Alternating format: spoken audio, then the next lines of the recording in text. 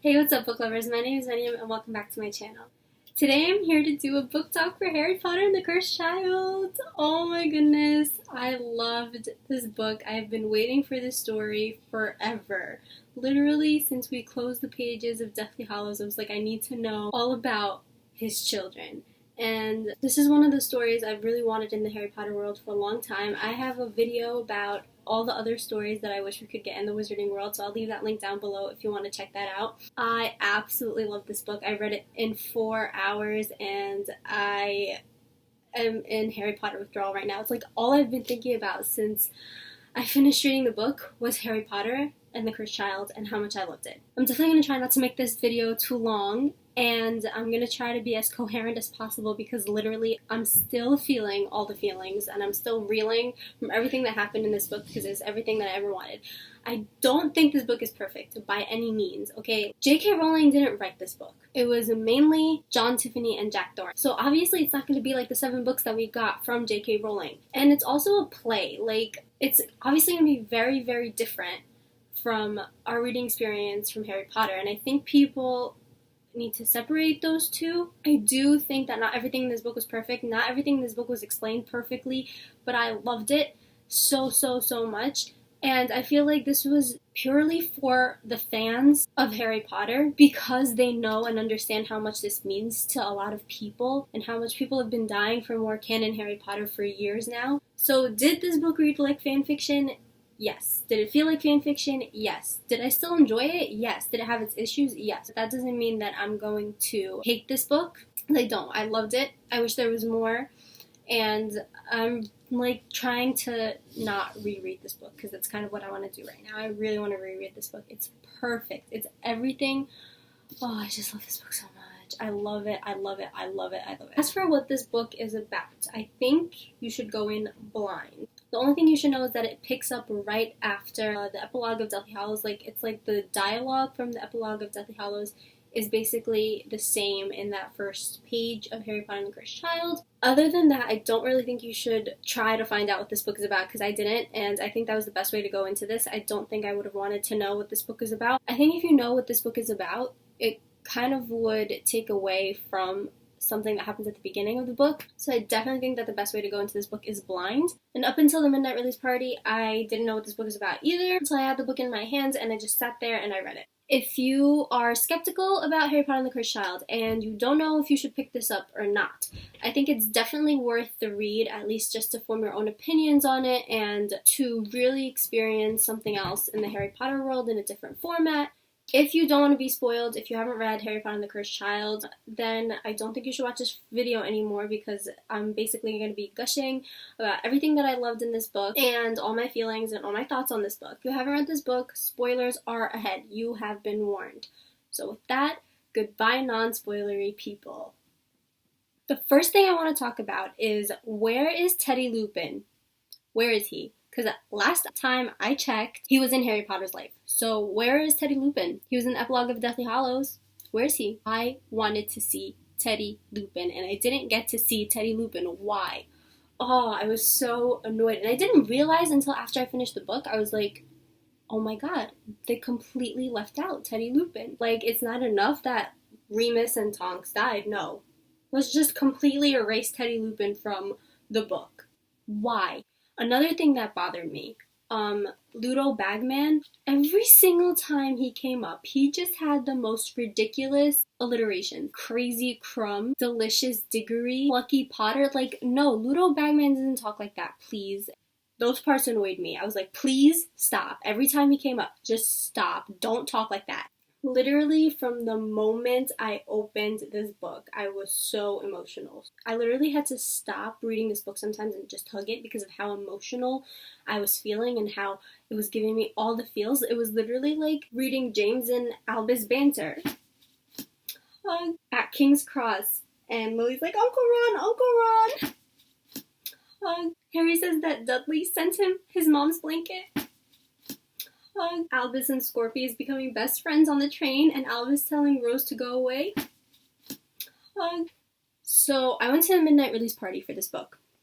And I'm standing there in line with my best friend, and I'm like, I really, really hope Albus gets sorted into Slytherin, and that he is best friends with Scorpius Malfoy, and that we get a whole new light of Slytherins, and people can understand that they're not terrible people, and we can finally remove that stigma that comes with people saying that they're Slytherin. And I was right. Albus got sorted into Slytherin, and he was Scorpius Malfoy's best friend, and I was so happy. Oh my goodness. I wish we got to see Dudley Dursley in this book. Like, he redeemed himself in Deathly Hallows. I wish we had gotten to see him, or at least, like, have Albus or James or Lily, like, talk about how they've had a dinner with Dudley or something. That would have been really nice. I really was hoping for more of James Potter and Lily Potter in this book, like, not Harry's parents, like Albus's siblings, because I kind of wanted to see a sibling dynamic between them, but it's okay. We had Scorpius Malfoy, who was just a little cinnamon roll, and I love him so much. He's easily become one of my new favorite characters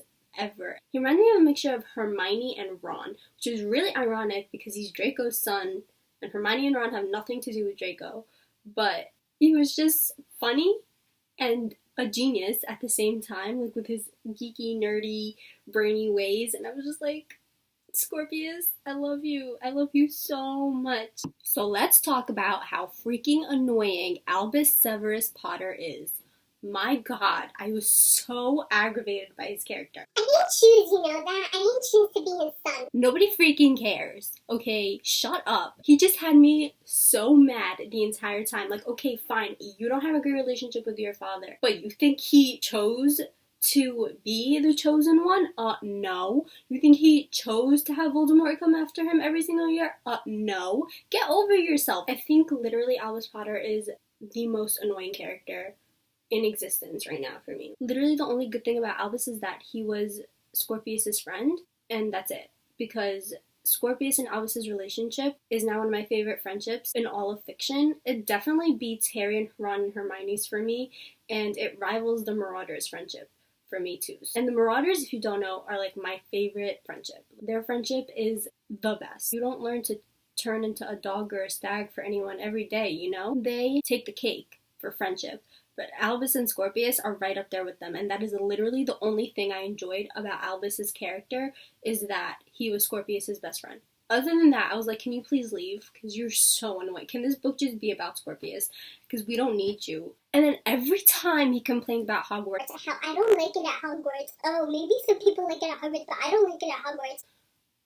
Bro, I've been waiting for my letter since I was 11. Can I please be in your spot? When they're escaping the train and they're like, oh, we're gonna find the time turner and turn back in time to save Cedric Diggory, my first thought was, okay, Albus, you have a father who grew up in the Muggle world, and you have Aunt Hermione who comes from a Muggle family. You want to tell me both of them never showed you any of those movies where you mess with time, you mess with the timeline in history, and everything gets screwed up? That, Harry, that was bad parenting. That was something you should have showed your little son. Like, everything Albus did was just so annoying. Like, it was his idea to go back in time. Scorpius was like, you're crazy, but I was like, no, please, let's do it. You're driving me insane, Albus.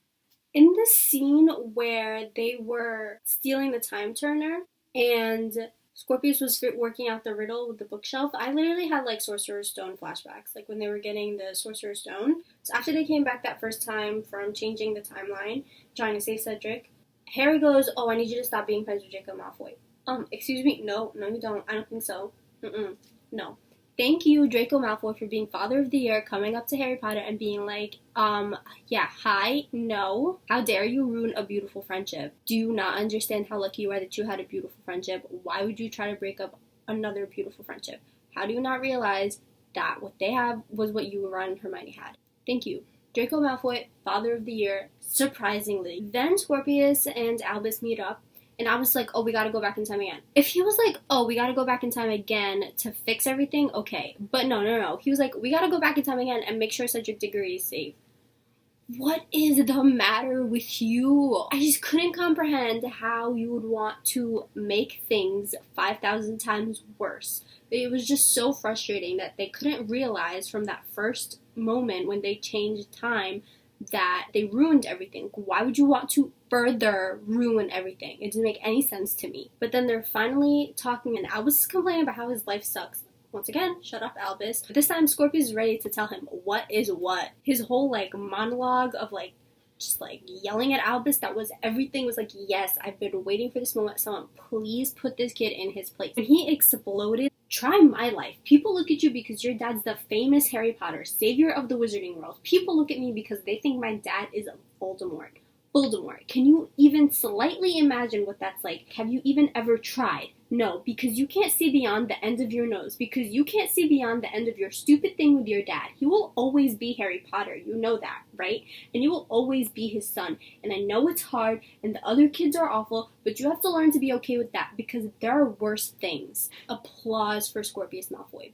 I loved that scene from him. It's like, yes, tell him, Scorpius, because he needs to be put in his place. He was so annoying. Literally, I think that there's one word to describe Albus Potter.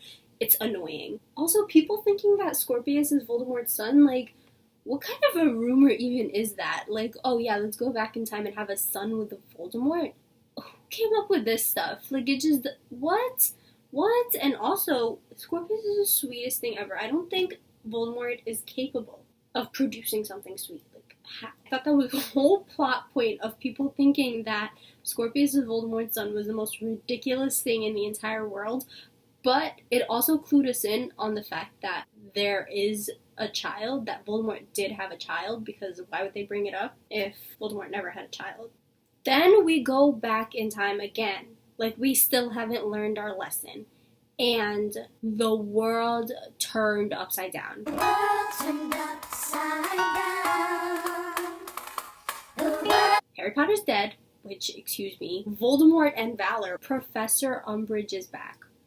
Oh god, I was like, I did not want to see you ever again in my life. Why are you here? But then we saw Snape, and I felt so many feelings, because Snape in this play was actually a good person, an actual good person, not just oh, I'm a spy. When Scorpius came up to him, and Scorpius is like, oh, it's such an honor to be in your presence, and Snape is like, yeah, somewhere along the line, I started to believe in this too. If only you stayed alive. If only you stayed alive. Poor Snape. We should have gotten to see him after we found out, and then we were left so conflicted over Snape, but we never really got to see anything from his perspective. We never got to see or hear anything from him, as an explanation. I wish that we did. And then we see Snape go down to Ron and Hermione, and they're basically all that's left. I found it so funny how in all of these alternate realities, Ron and Hermione are never together, but they both obviously have feelings for each other. And they both obviously care about each other. Because you're Ron and Hermione, you're the couple. Obviously, you're together. After that, Scorpius just is even more of a cinnamon roll because he saves the day. Then when we fix everything and we're back to normal, and Scorpius and Albus don't give them the time turner. Why not? Give them the time turner, because the two of you are going to ruin some other stuff. Please just give it to the adults. Let the trio handle this.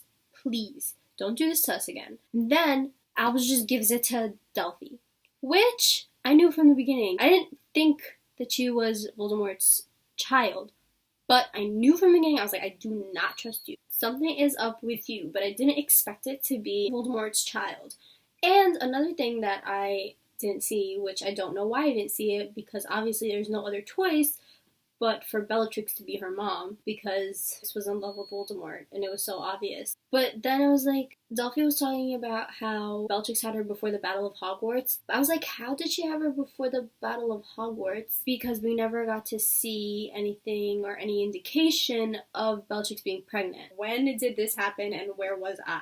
So then when Delphi gets them stuck in Godric's Hollow, I thought it was brilliant how they got the message through to Harry through the blanket. So thank you, Dudley. Technically you saved the day because you gave the blanket back to Harry. Now in this part, when they go back to Godric's Hollow and they don't know what to do, I was hoping that this was going to be the time when Scorpius and Albus went back the second time, and we were going to see another fan favorite, Sirius Black, but we didn't. It was so upsetting. I was like, please, you can go to Sirius, or you can go to Remus, and you can ask them for help. But it does make sense that they would go to someone for help in the future. rather than the past, because that could change a lot of things. When we saw Harry mad at Dumbledore, I was like, yes, please be mad at Dumbledore, because Dumbledore just used him throughout all 7 books, and then Harry just took it. Seeing that angst from Harry was very, very refreshing. It was good. Dumbledore deserved what Harry said to him for using him so much, and we finally got to see Harry's true feelings about what Dumbledore did to him. I also very much enjoyed Harry and Ginny's dynamic in this. I thought it was great. I love seeing them together as mom and dad. During the ending, when they transfigure Harry to become Voldemort, and they're all like, oh, I volunteer, I volunteer, I volunteer, and they're all becoming friends, including Draco. Draco, Harry, Ron, Hermione, and Ginny. That friendship, I have done my waiting for this, okay? I wanted to see that since the end of Deathly Hallows, because Draco's not a terrible person. It was just how he was raised in a family of Death Eaters that really made him the way he is. And you could see from Scorpius that Draco is not a terrible person. He raised such an amazing kid. When that friendship happened, I was like, yes, all the emotions. And then when Hermione's telling everyone what to do at the end and Draco goes, Hermione Granger, I'm being bossed by Hermione Granger, I was like, yes, yes, you are, because she is the Minister of Magic. When I found out she was the Minister of Magic, I was like, Hermione, girl, yes. Continue to be the queen. So then we get to the ending, and I really like that part at the end with Harry and Albus finally talking things out. Obviously things weren't going to be perfect between them, and things aren't even perfect between them even when Albus is in Gryffindor, so you know it's not because of the house that Albus is in. I really do hope that things get better for Albus and Harry Potter. I hope that they develop a stronger bond like Scorpius and Draco. Also, how Scorpius is in love with Rose Granger Weasley. So cute. It would be the most beautiful thing considering how much their parents hated each other when they were in school. It was everything is coming full circle. I love that scene where Scorpius is just oh my god, I asked her out. It's the first step. Pity is the first step. I was laughing so hard. So overall, I loved Harry Potter and the Cursed Child so much. I'm sorry, for the most part, I just fangirled a lot. And it will always mean as much to me as all the other Harry Potter books do. It was literally everything I ever wanted and more. And I'm very, very pleased with it. Now I'll just hope and pray for the Marauders book that I've been waiting for since I read Order of the Phoenix. So those are all of my thoughts for Harry Potter and the Cursed Child. Let me know if you guys loved it, or if you hated it, or if you didn't like it, and we can discuss down below. If you like this video, please like, comment, and subscribe. I'll leave all my social media links down in the description if you are interested in following me anywhere. Thank you guys so much for watching, and I'll see you next time. Bye.